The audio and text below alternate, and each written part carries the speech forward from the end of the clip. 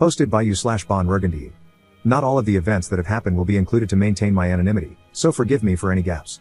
I, 27 am unsure what to do about my girlfriend, Emma, 26. For some background, I met Emma 3 years ago at a store. We hit it off immediately, spent all our spare time together, and 2 months later, we started dating. Before we began our relationship, she told me about her past relationship.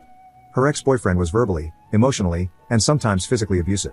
She broke up with him after 3 years together. I met her roughly 2 years after the breakup. She knows I hate him, that I think he's despicable, and I'm glad this piece of trash lives 17 hours away. While they were together, Emma had formed a bond with her ex's child. When we talked about this, I initially understood her feelings toward the child, having practically raised them, and I supported her desire to stay in contact. Her ex soon decided to cut her off shortly after we started dating. Nothing was heard from either of them for 4 months. Then the harassment began.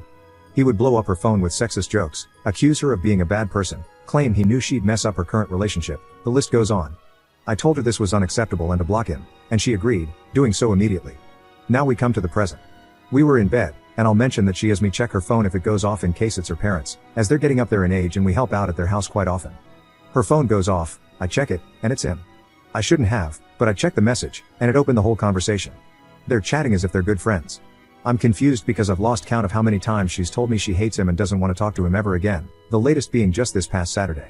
But this has apparently been going on for at least a month, and I'm shocked that she hasn't told me, especially since she had told me when he tried to contact her last year. I didn't say anything at the time because I didn't want to start the conversation right then. Later, when he texted again, she tried to hide it from me by quickly scrolling past the notification when showing me something else. I confronted her about it, and she said that he's just talking to me about his kid, but there was no mention of his kid at all. I feel bad for intruding, but after seeing that, I'm just not sure how I feel. I don't know how to calmly approach this situation with what I know and what I've been told. Maybe I'm just insecure? Update 2 days later.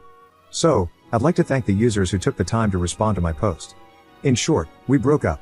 I decided to have a sit down with my girlfriend.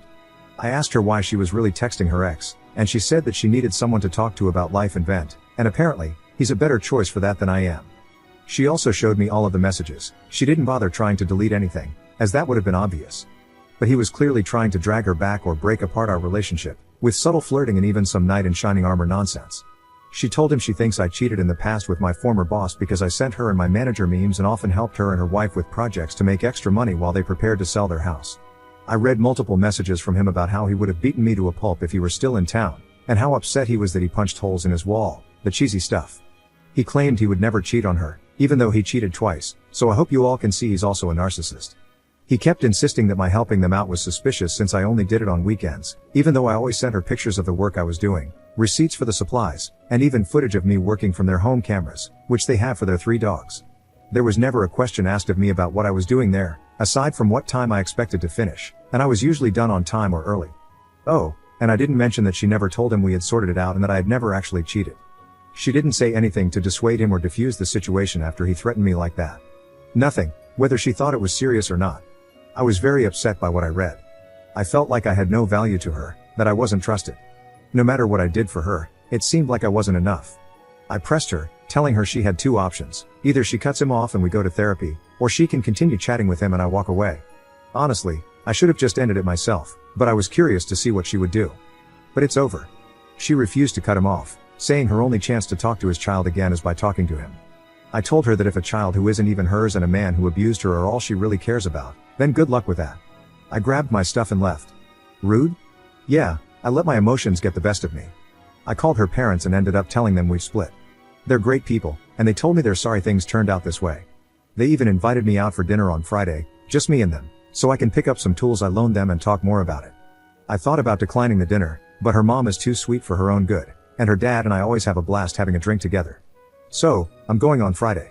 I've doubled down on my decision, and knowing them, they probably won't press me to try to make it work. After all this, I'm going to treat myself to a nice bottle of sake I've been saving in my fridge and just relax. Thank you for bearing with me through this long update. Second update 3 days later. Thank you everyone for your kind words, wisdom, and thoughts. Your comments have helped me so much. Alas, this will be the final update. Emma has been trying to contact me non-stop, calling and messaging me on social media, begging me to talk and work things out. I replied only once, saying that I gave her a chance to work through this, to compromise and go to therapy together. But she refused and chose her ex and his child over me. Apparently, yesterday he cut contact with her, blocking her on everything, and honestly, I saw it coming. He'll probably do it all over again when she finds someone new. She's a wreck, and while I pity her somewhat, she's made her bed, and it's time for her to lie in it. I told her there would be no second chance, that I was done the moment she made her values clear, and once again suggested she seek therapy. I wished her the best, then deleted her from my phone and everything else she was on. I went out to dinner with her parents last night, and it was actually a good time. They were kind yet direct. They told me not to hold back or leave anything out, and to tell them exactly what had been going on. I tried to explain that, while I respect them, I didn't want to drag them into our relationship problems and didn't want to create any issues between them and their daughter. Her dad, however, told me they had already had a long talk with Emma and, regardless, wanted to hear my side. So, we talked. I told them about her ex and his child, the threats he made, and how he tried to break up our relationship, which, I guess, he ultimately did. I explained how she lied and hid his messages. I also told them about the choice I gave her and the decision she made. I insisted that they encourage her to seek professional help because if she continues down this path, she's going to tear herself apart, along with any future relationship. I want her to be happy someday, but it just won't be with me. I'm tired of the lies and deceit. I just want to move forward and live my life, and I hope she can do the same.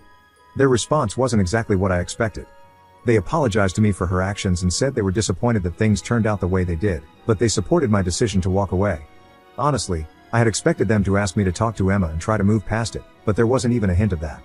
Her mom gave me a hug, but her dad just seemed dejected. I'd never seen him like that before, and it felt like a punch to the gut. It hurt seeing him that way, knowing there was nothing I could do. We sat in silence for a minute before he decided to order a round of shots. One round turned into two, and that seemed to help everyone relax. We started chatting about my future plans, their retirement, and our goals and hopes. We ended up staying for 3 hours, talking as if we were just regular people.